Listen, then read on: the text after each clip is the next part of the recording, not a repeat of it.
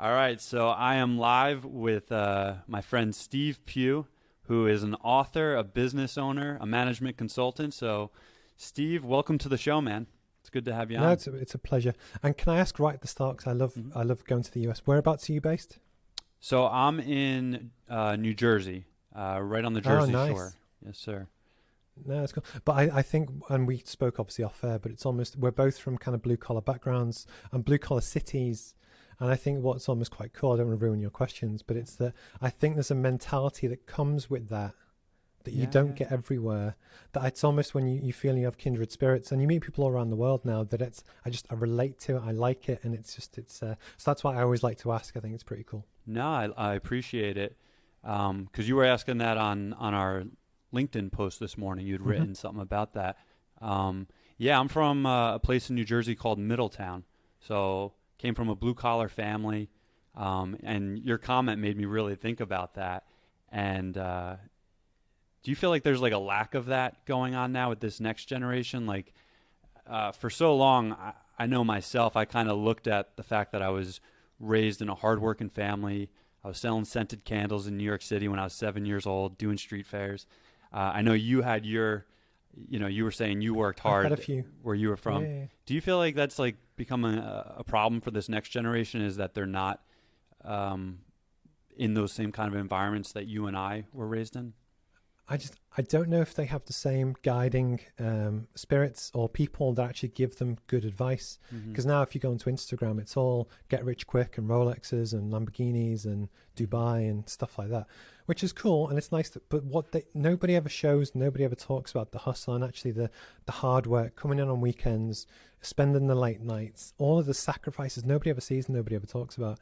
That I think you're going to have really good, talented people, but I think sometimes they just need the mentors to actually help them really understand what this game is that we're all in. Because actually, I probably didn't probably figure it out until I was in my like 30s.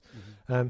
But it's almost, I think people are always talented. Prime example, this morning I was watching a video on YouTube and it was a guy called Terence Tao that was this maths genius from when he was young, prodigy, won the Fields Medal, everything you can imagine. And basically, when he was doing his university kind of studies, there was certain things that he just wasn't interested in, and he almost failed some of his PhD type stuff.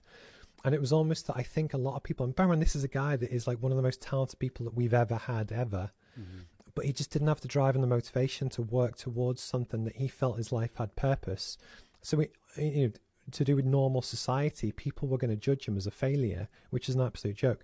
And I think that the issue you have is that with the next generation, you've got a lot of really good people, talented people, but when they focus too much on social media to worry about why don't I have the Lamborghini, why don't I make $100,000 a month or whatever, Mm-hmm. they worry that they're a failure and they give up because they don't have the role models. Like my mum used to work 2, 3, 4 jobs, and even she'd work on Christmas Day, and it was that kind of hustle that she did to put 2 boys through university that actually I still have now. So I really cherish coming in and working on weekends and working really damn hard on what I'm doing, because I'm trying to almost pay it forward and give it back.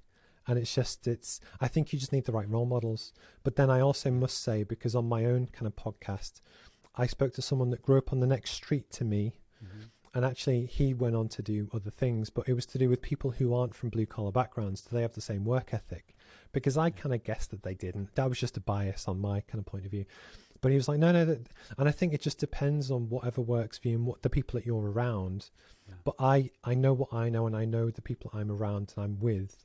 And it's almost, so I try not to focus too much on other people, but it's just you almost need the chip on your shoulder, that thing that drives you. Like, I don't know if you follow much David Goggins stuff, but it's Mm-hmm. that thing inside you that just gives you the fire, and it could be anything. That is what kind of drives me to do what I'm trying to do. And I think when people find that and they figure out how to almost hack the game to, be successful, whatever success is for different people, I think you just need more people to give people a roadmap or a guidance to do that, but also kind of being honest. I know, as you are as well, about a lot of the stuff that people actually go through, not just this get rich quick, Logan Paul, 50 million followers overnight Yeah. kind of thing. I don't think it's important to show people how much hard work actually kind of goes into it. Yeah, I couldn't agree more, man. It's like I don't think there's anything wrong with chasing external things like the Hmm. Lamborghini or the big following, the social status.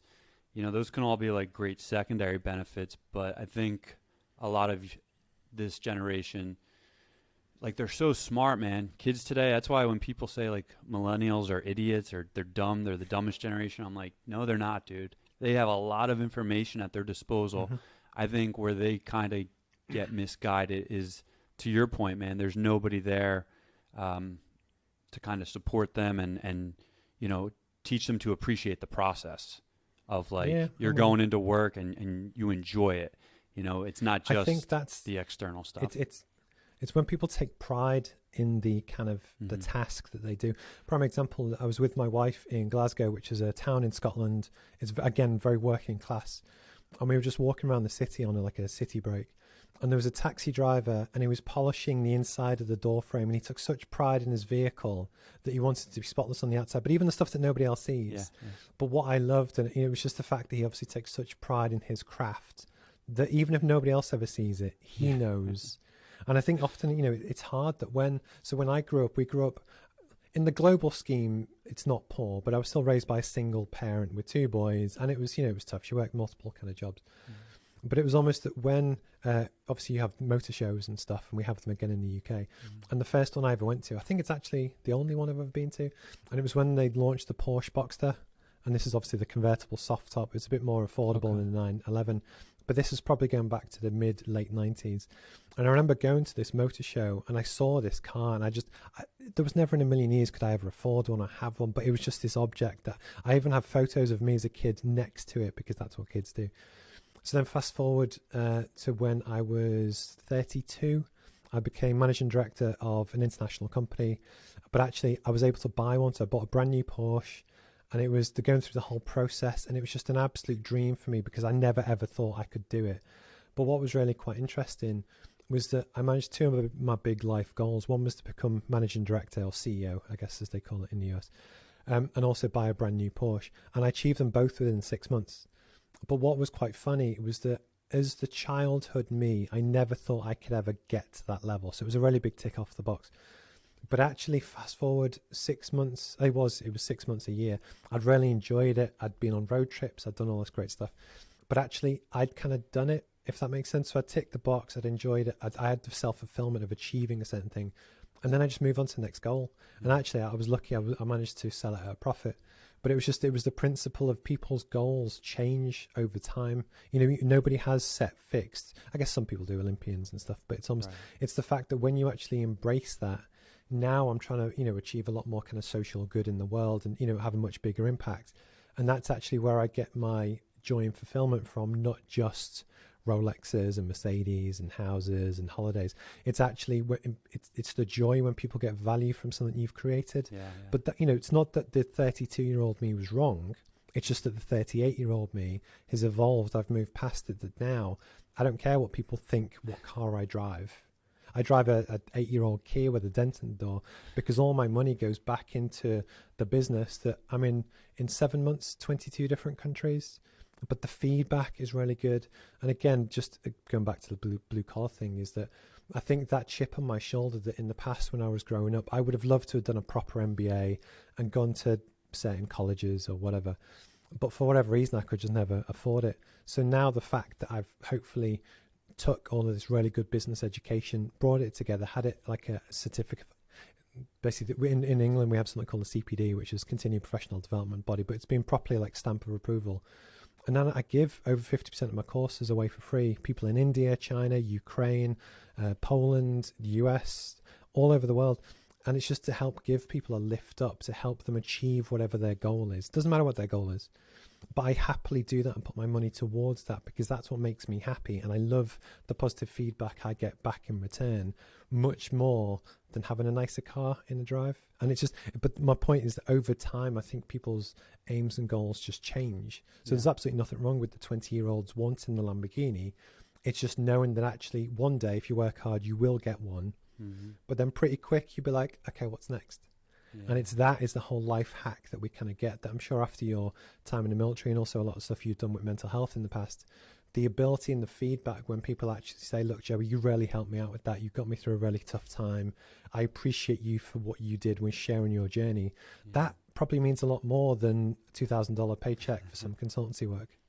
Do you know what I mean? And it's that Yeah. when you really figure out that game is almost what I'm now playing, Mhm. that I enjoy it. It is what it is. So it's God, man, it's awesome when you say it like that. Did you read the book by John Maxwell, Put Your Dream to the Test, Steve? Does that sound familiar?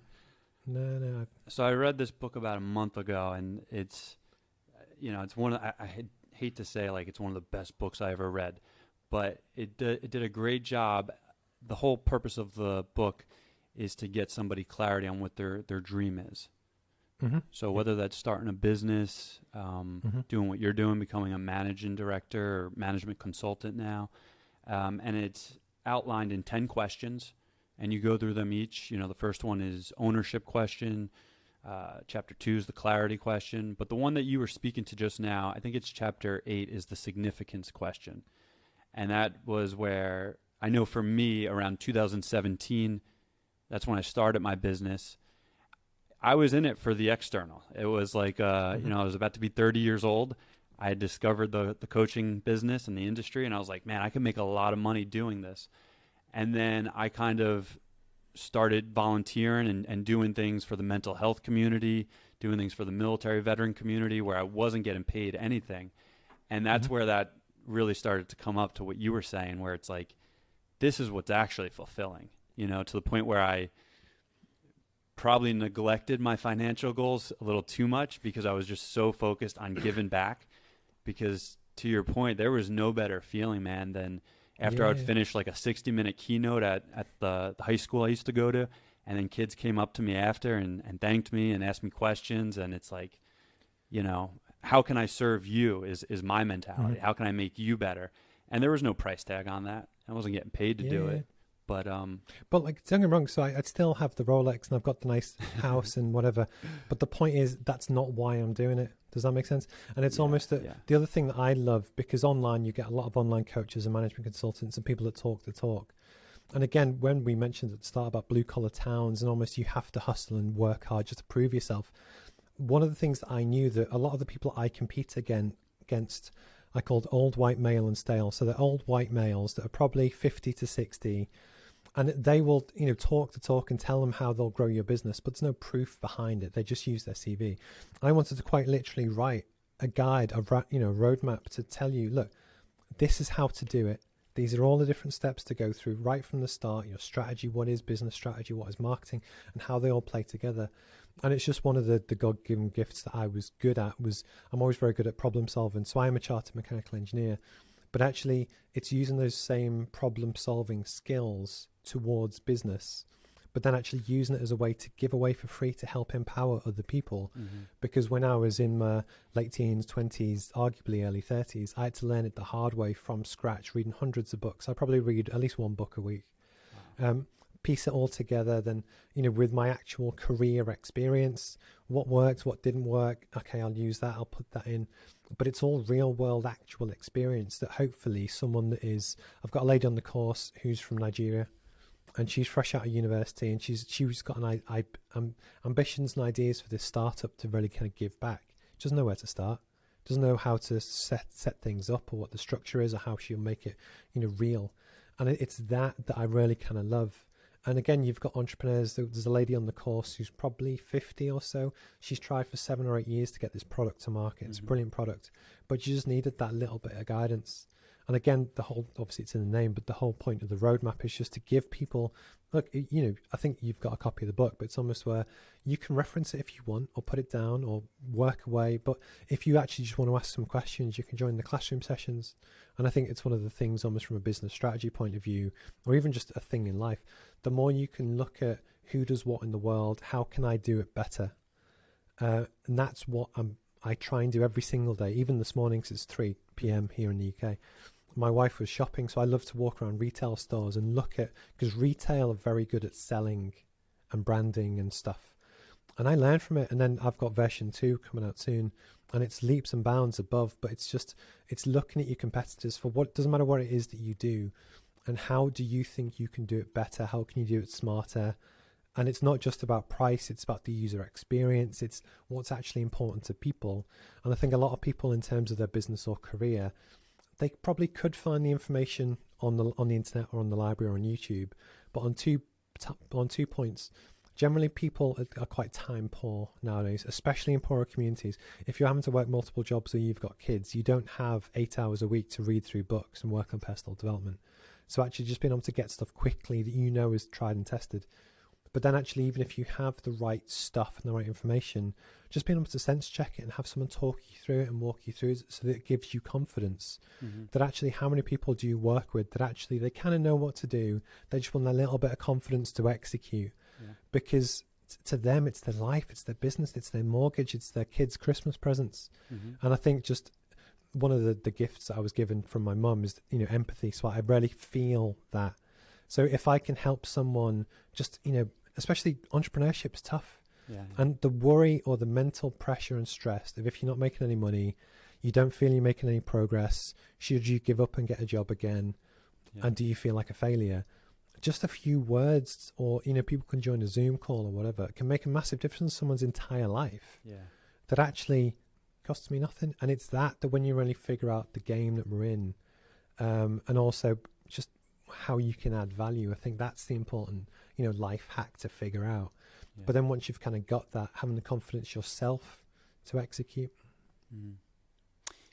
Yeah, so it goes back to what we were saying earlier, I think, about just having that guidance around you, that environment, that kind of, and it's funny, as you said that, I was thinking, for myself, as somebody who started out just trying to build my business by myself the first 3 years, it wasn't until late last year where I started, opening up to other friends. I started, I'd always had a coach to kind of just talk things through, but that's the real difference maker, I think, is a lot of people have these great ideas.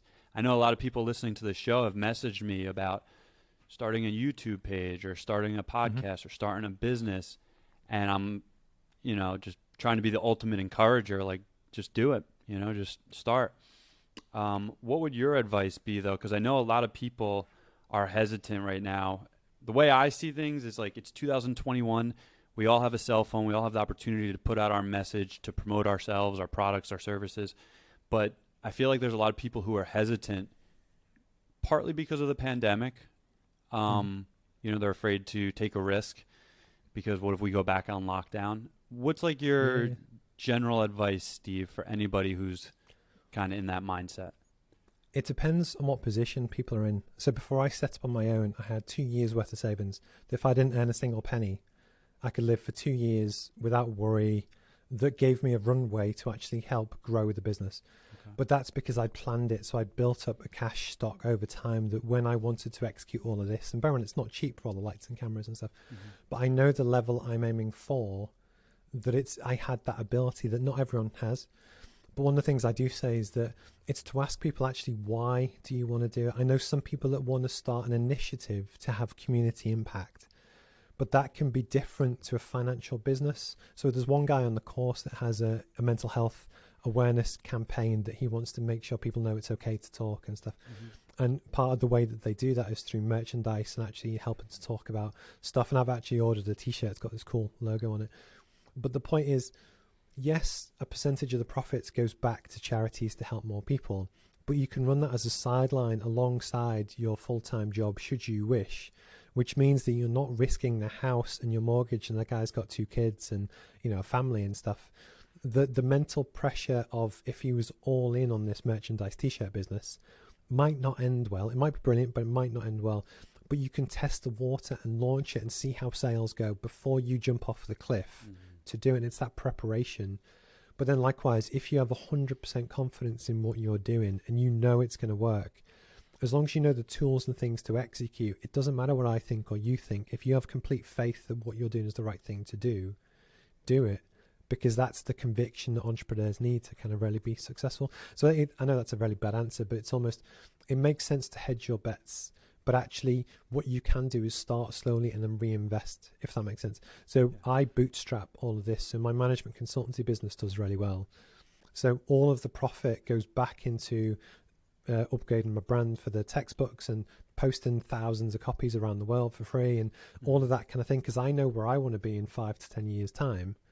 That actually the way to execute against that is to have a very high quality professional kind of setup Because again, when you're looking at to stand out in the marketplace, in the UK at least, a lot of people that do what I do, they would have their webcam and they would sit at their office at home and do online courses and webinars, which is fine, and there's nothing wrong with that. But if people are going to pay for it, they want to pay for an experience. They want to know that the visuals are good. They've, you can tell a lot of time and effort and money has gone into investing in it, which just builds the credibility. And part of the reason why that's important for me is that at 38, I'm still 20 years younger than a lot of the people that I compete against. So I almost want to put the proof in the pudding to say, I send these out for free to business owners to basically prove how good I am, the credibility is there, so that when they're looking at decisions about how do they invest in their team to help grow their business, it's not a blind faith purchase. Actually, they can see that there's good stuff there that then is even more successful. Does that make sense? And the one thing that I've really kind of enjoyed actually is just on social media, it's when people are getting value from the course or just whatever it is, and they talk about it themselves, and I've had their friends get in touch, especially there's some guys in the Ukraine, and they're like, oh, our friends just signed up to this course, it looks great, we'd love to be on. It's like, yeah, no problem. And we've got the same in Nigeria, same in Ghana. But it's, you're on the right track when people are talking about it without you having to push it, if that makes sense. And then I think still for me that it'll be another 2 years before it'll have enough momentum, it'll properly, like inertia, just keep going. But actually, I'm really enjoying it. This is a 10-year goal for me that actually, in 10 years' time, hopefully I'll be the next kind of Seth Godin or Simon Sinek or whatever. But that's where I'm aiming for. And then all my profit, everything goes back into it because I want to help as many people as I can. And it's just, I believe in what I'm doing. I believe that why is it better than existing traditional business education? And then one of the criticisms that you often get is that, yes, if you can afford to go to Harvard and do one of their executive MBAs for $200,000 in 2 years, go for it. That is brilliant. Go and do it. But 99.9% of the world's population can't do that. And if you're a single mother that has a child, you work in McDonald's, but actually you're looking for a secondary income just to help pay the kids' college tuition, you can't access traditional business education. It's too expensive. It's too complicated. Where do you start? And actually, there's also a big elitism thing where actually, unless you look the right color or background or CV, they don't even let you in. I try and, navigate around all of that I'm sure for any military veterans or anyone kind of watching this, get in touch. I will happily send you a free course, especially if you've got ambitions to really do something and, give back in the world. That often governments or people or whatever don't look after their citizens or their community as well as they could. So I'll do it. You know what I mean? And it's that kind of thing that, yes, I'm doing it off my own back, but I believe in it. I'm passionate about it, but I believe that this is better than what anyone else has done. And that's the conviction I think you need to really just jump off the cliff and build the plane on the way down, I think is the analogy. Yeah, man. Well, I think a lot of people are going to resonate with you too, Steve, because you're super open with your experiences, and it just comes off as so genuine that you really do just want to help people. Because you said you were in your course right now is based in 22 countries. So just to catch the audience up to speed, because I think we connected around 2018. If I'm not mistaken, that's when you wrote your first book, right? The Roadmap. Okay. Yeah. So basically how this came about, it's a true story. So as I went through my career, I probably started about 10 years ago that I had a lot of good jobs and I learned a lot of stuff. But whenever I was given a really good piece of information, I wrote it down. And I had this Word document, and I gradually built it up over time. If I read a good book, most books nowadays are 300 pages, but actually you could condense it down to one paragraph if you really wanted to. And I brought it all together. So the first book, if you want to call it that, was called The Growth Strategy Roadmap. A lot of the similar content, and I put it into a PDF form, and I used to, again, give it away for free. And the idea was just to help people. It was stuff that I'd tried and tested. So, for instance, when I got the first job as managing director of this firm in Durham here in the UK, basically we were able to double profits within 18 months. And this was a 33-year-old kid going into a business which was declining to be able to turn it around and do it. So I practiced this stuff. I know it, so I give it away for free. But the issue is that and I was in employment at the time, and I since went on to other better jobs that were floating on the stock market and lots of really cool kind of offshore energy stuff. But when I set up as a management consultant to work for myself, because I had that hunger to do it in October 2019, For the first 6 months, I was just doing consultancy stuff, which is cool, and I get paid to do that, and I enjoy that. But actually, I always wanted to really work on, well, basically this. So that especially when lockdown happened, a lot of people, cried into their bed sheets and said, "Oh, the world's ending." I just wrote a 216-page, 50,000-word book to really improve it, but built all the infrastructure, the course videos, the website, the graphic design, like everything myself. Mm-hmm. And then basically launched it. So I launched in February, launched publicly, that is, what you have. So it comes in a nice box. Now, I was really into the packaging and stuff. Can you explain to the listeners what you keep holding up? The book? Yeah, sorry.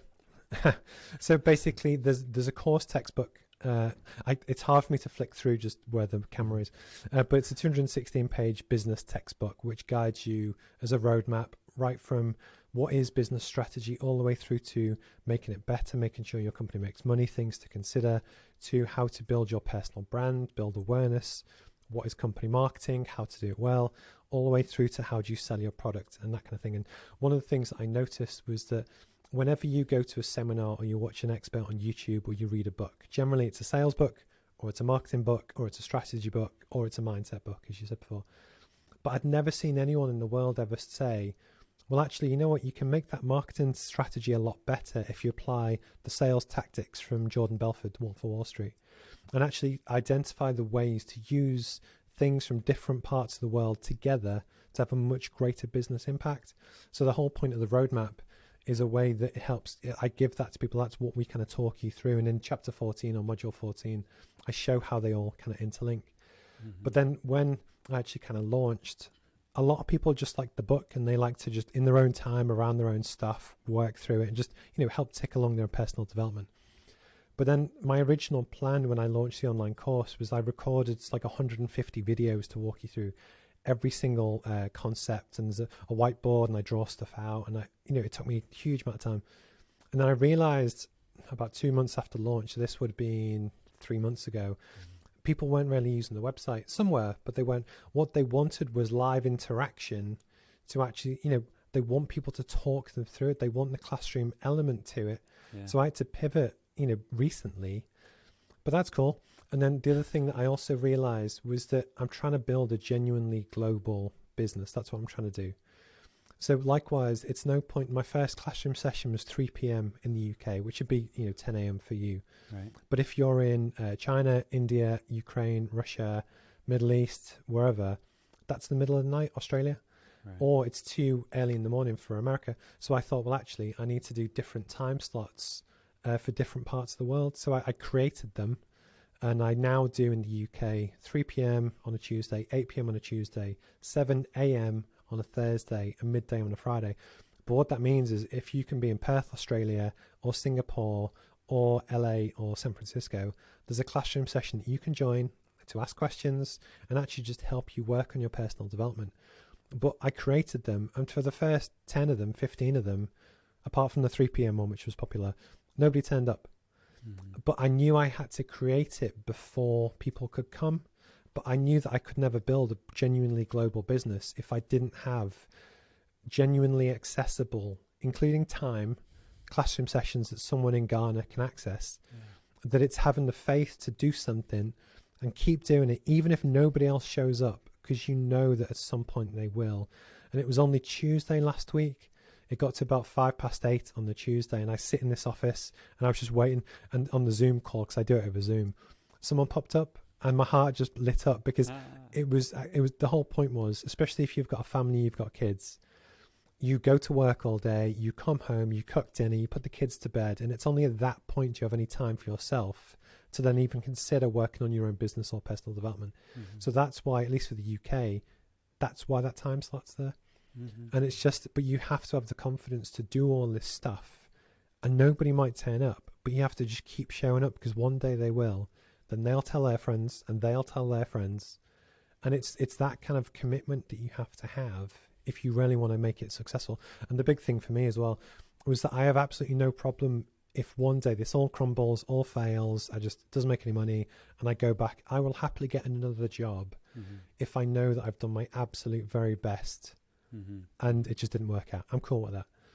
but I have a sneaking suspicion that it might. And then what's also been quite cool is that from the consultancy business, I generate cash, but I've been able to just reinvest and reinvest and reinvest. That when I launch version 2 in probably October time, it'll be a massive jump that everything that you've seen or that most people have seen, I kind of did myself. But now I'm hoping it's going to be like proper international standard branding and graphics and interaction and stuff that people will happily think, you know what, that's a really good course. The testimonials are good. The Trustpilot reviews are good. I have faith in what I'm trying to do. Right. And it's just, but you need to gamble and be willing to put yourself out there, because actually it might not always work, if that makes sense. And that's I think people often, when they start their own business, they want the sure thing where it's guaranteed to work. And the truth is it's not. The only thing that's guaranteed is how hard you're willing to work yourself. Right. And then likewise that, you know, you can still be very good at something and it fails, but it's almost being willing to accept that if it does, you know, not kind of half-arse it and not, you know, give everything, if that makes sense. Yeah, no, it makes perfect sense. So yeah. I'm sorry, I do talk a lot. I apologize to anyone that watches this. No, you're good, dude. You're good. I'm trying to process it all, but it's awesome stuff. It's making me think a lot, you know. And so you were saying everything that you're making from your business, you're putting it right back into your course. Do you have like a team around you, Steve? Because you're doing a lot of shit, man. You're recording videos. Nope, you got a course. All me. All you. Everything me. Yeah. But this is also one of the other things as well, is that you need to know what it is that you're trying to do. So for instance, a lot of entrepreneurs, I could, for instance, take on 3 staff, start paying their wages and help grow the business that way. But the issue I then have is that I have the moral responsibility to make sure that I can pay the wages of those 3 staff. But then likewise, that reduces the scalability of me being able to invest in certain things and grow the business. Because one day, I want to grow one of the biggest training courses in the world for business education, but actually have it pretty much just me, so that I can sit on a beach in Hawaii and log on and do my course and then go down, and everything else is automated, because that's the machine I want to build. Because the dream is to travel the world and speak at conferences and do stuff like you've mentioned.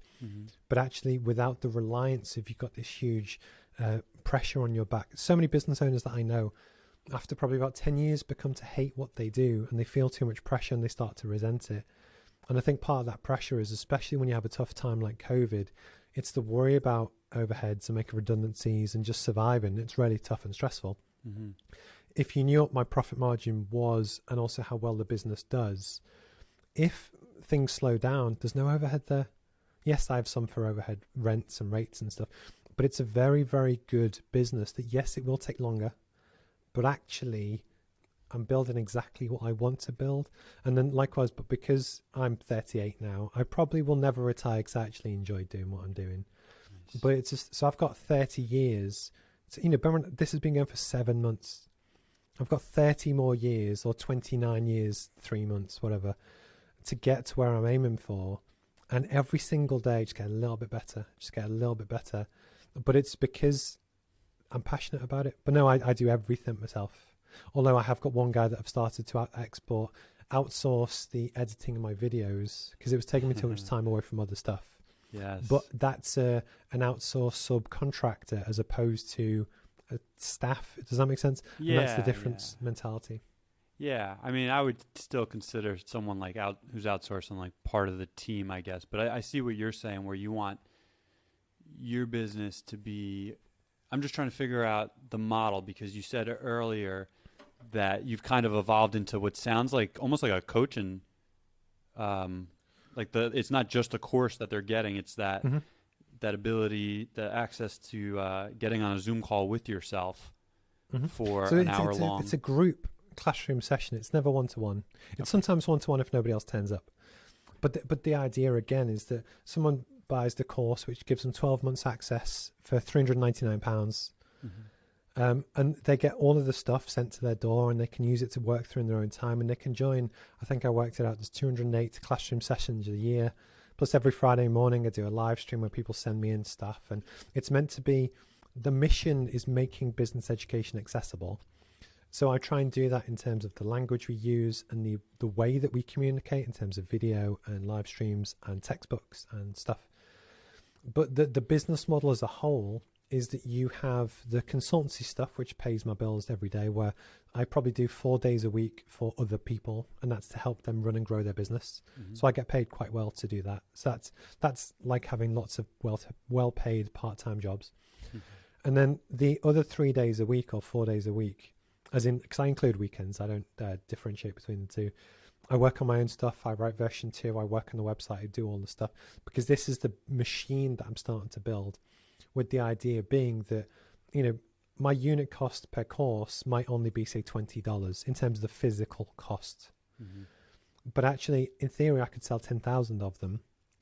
That on a classroom session, on a Zoom call, it's a webinar, so you could have 1,000 people on every classroom session when I walk through each module, and they've all been designed so that within an hour we can cover the main topics of sales. But sales is broken down into 3 separate bits. But the idea is, if you're in New Jersey and you're an entrepreneur and you've got a business, doesn't matter what the business is, and you just want confidence. What am I doing the right thing? What should I do next? We're not making any money. We've got a new competitor in town. How do we compete? They've got the book, they can read through it, but actually they can join on. We can talk through the sessions. They can say, look, Steve, I don't understand that concept. How does that work? Right. But in theory, I can do that around the world. And then the other side to it as well, which is a change I'm going to do for season 2, is that currently all of the classroom sessions are on Zoom, just because it's easy if you've got a mobile phone to join. As where Microsoft Teams, sometimes you need an account or you have to pay for something or whatever. But my new change, I'm going to start doing it on Google Meets, because on Google, you can have automatic language translation and subtitles to any language in the world. So my original plan was, and this is like, 5-10 years into the future, was to have different presenters who can speak French, Spanish, Arabic, Hindi, whatever. With the idea being that you can access, there's 8 billion people in the world, that actually this is meant to help a lot of people. But then there's a lot of risk, as I mentioned, about having to build the team and the franchise, or however you wish to do it. But actually, AI currently can give anyone in the world, if you don't speak a word of English, you could still follow along with subtitles in your native language and still understand what I'm saying. But I'm also pretty sure that within 2 years, Google will be able to speak whatever I say in that native language. It can already come up as text, so there's no reason why it can't, via Siri or Alexa, actually say that to the viewer. But the whole point is, then I've got a course that anyone in the world could access in their own native language to learn business education in a way that Harvard or many of the other courses out there just couldn't currently do, and certainly not for free. Fascinating, dude. Okay, I definitely want to talk with you after more about it, because I want to get some personal information. But I think it's great what you got set up, man. It's great. And I wanted to ask you one more question before we head into the lightning round. Yeah, sure. If anybody who's listening, is this open to anybody Anyone who's at any point in their business? Anyone like that's you a said? friend of yours, anyone. It doesn't matter. Even if you're someone that's in a job, in your career, and you've got a little bit of ambition to do something someday, get in touch. So we have, it's called guest list at RoadmapMBA.com. Okay. And anyone can apply to the guest list. And basically that is, we have a thing called buy one, gift one, a bit like Tom's Shoes, where basically if a company buys 10, we've got 10 to then gift. But actually, I'll be honest, at least for the first 2 years of the course, most of them will be people I will happily send out anywhere in the world, US, China, anywhere, for free, because it's to give value, have the social proof where people actually say, you know what, this is actually quite good, that then in time it will build its own momentum. So anyone who watches this, sees this, hears this, more than welcome to get in touch.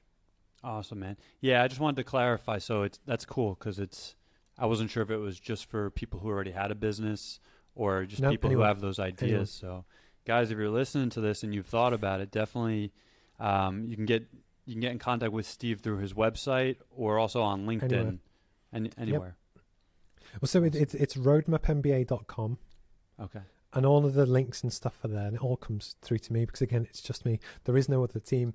But I think part of the reason why I don't mind talking about that is because I want to give people confidence about how much you can achieve with just you.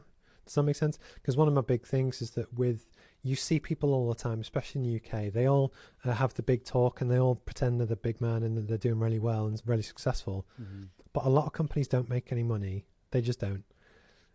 Or there's a lot of bravado and there's no real truth behind it. So I like to prove what I'm doing and I talk about, and then also be very open about my journey and when things don't work. Like when I launched the classroom sessions in the evening and nobody turned up.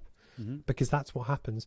So that if you were to launch different sessions as I did, Right. and nobody turns up, you could say, well, actually, they didn't turn up for Steve at first, but they did eventually.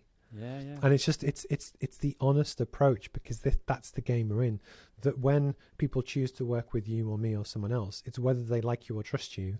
Yeah. And you're always going to have people that don't like you, which is cool, but you're going to have some people that do. And the trick is just have a big enough addressable market that there's enough people that are passionate about what you want to do. That I've got one guy who sent him out a free pack. He loved it.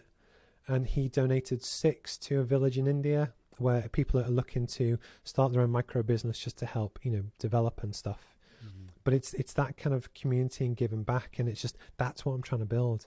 Yeah. That I have to be the first person to, jump, I guess. Yeah. But then again, it's all my money kind of backing it. But no, honestly, anyone can get in touch. That's awesome stuff, man. Yeah, and I think, to wrap everything up before we get into the lightning round is that's the real value in my perspective, man, is how vulnerable you are as a leader, with sharing things that aren't working for you or things that you failed Mm-hmm. at different points in the business.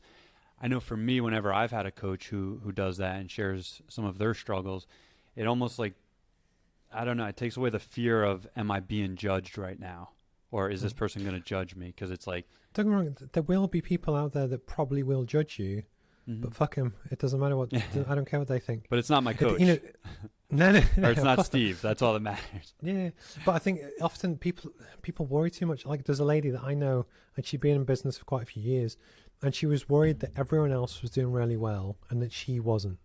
And she made something like $6,000 one year. And okay, we need to address why she's doing that. But the point is, just because you see what other people put out on social media doesn't always mean it's true. So I just go the opposite way, that because I see a lot of businesses, and even businesses that are like $7 to $10 million in revenue, doesn't mean they're making any money. But because I see that and I see different sectors and I see my own stuff and whatever, I can give people confidence that they're still on the right track, they're doing all the right things, and actually give them advice, what other people do and what works. And I think that's the big thing for me about doing this, is that because my day job is still being paid by the hour to help grow other businesses, that when you see some of the stuff on YouTube, there's a bit more credibility because I'm not just a YouTuber, I actually get paid to do this. I also just happen to quite like doing it. It's the... Hell yeah, man.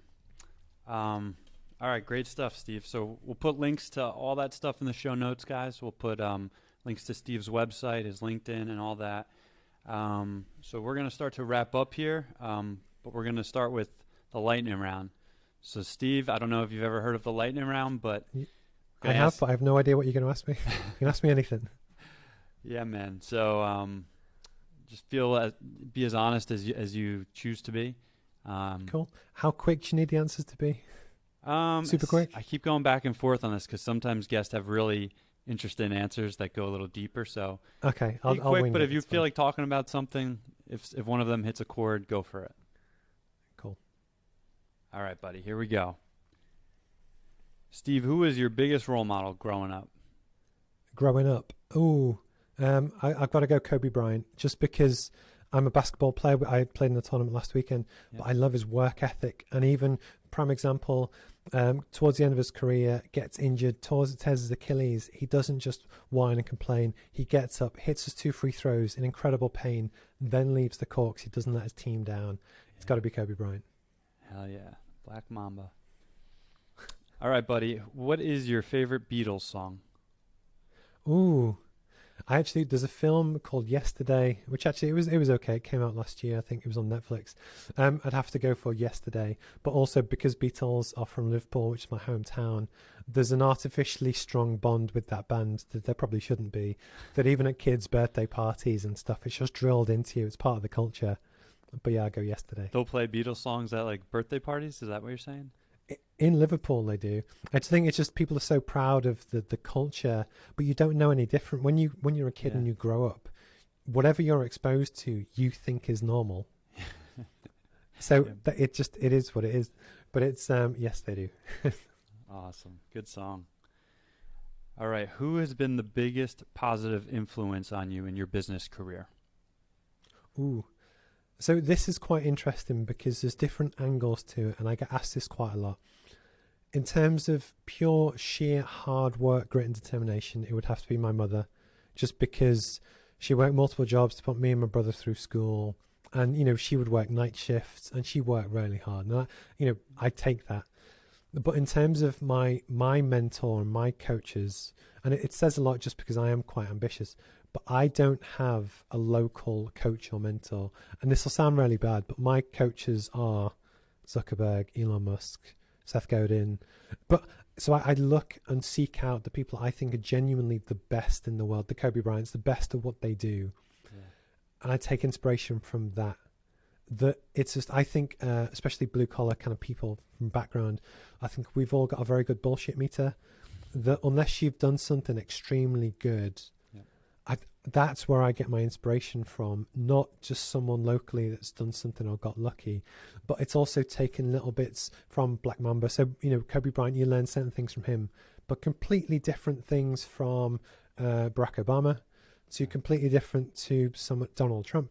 But the idea is, it's just how I pick and choose the character traits that people show, that I have a huge admiration for the military and military people and background, because there's a heart and a passion and a teamwork mentality that you can't fake and you can't hide. And I love that more than I should. And even one of my clients is in a town called Catterick in the north of England, and it's the biggest, it's a military town is what it is, the biggest one in the north of England. Mm-hmm. And you go to the supermarket at lunchtime and 30% of the people are still in uniform. They look immaculate, everything's perfect, and I love it. And even though I didn't go into the military, I love the passion and the determination. And that's why I'm also really passionate about people who've been in the military who then forge a career elsewhere. If I can, I would love to help them. And again, that's a shout out to anyone, but it's almost, I think people aren't supported enough when they leave the military. And it's just, but it's these kind of things that drive me, that I just take stuff from you and different people when they, open up about different things, that I don't have just one mentor. I kind of cherry pick. I love that answer. Especially how you look up to different role models, different. For different things. Yeah, and especially Kobe Bryant.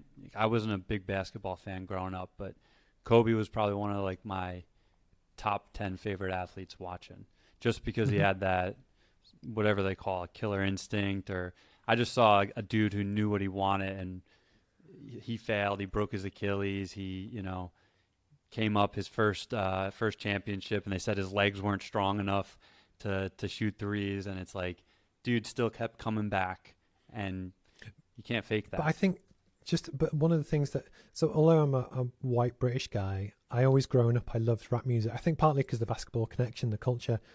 But one of the things that I always loved, especially about Kanye's first few albums, it was all about the hustle. It was about, look, I work at the Gap, but on night times I'm writing my beats, I'm doing my stuff. And I think there's a work ethic and a mentality for people all around the world. Doesn't matter if you're in Israel, Lebanon, Turkey, Spain, wherever. People that want to achieve something, they feel that they haven't been recognized or achieved yet, and they've got that hunger inside them. That you see that through music. You see it a lot in black culture, but likewise. And it's that kind of thing that's something that drives me. Although if people look at me, that was some white dude in a shirt, but that's fine. But I still have that background. But I think it's funny, even on the classroom session on Tuesday, a girl called Damalola joined. She's from Nigeria, but she lives in the UK. And I was honest with her. I said, look, I respect that a lot of people don't want to learn business from a white guy. That's cool. I'm fine with that. But I'll at least help you on your journey at the right time. But it's just being appropriate to know your audience and but when you have the empathy, I think people buy into it and they trust you. I think one of my big things about business is too many people are too preachy. It's almost that they know the right answer and you have to listen. And so I disagree with that. I think more with age, you become wiser, that you listen more than you talk. but almost it's when you can take those life lessons and help share and guide other people. I always think it's quite cool.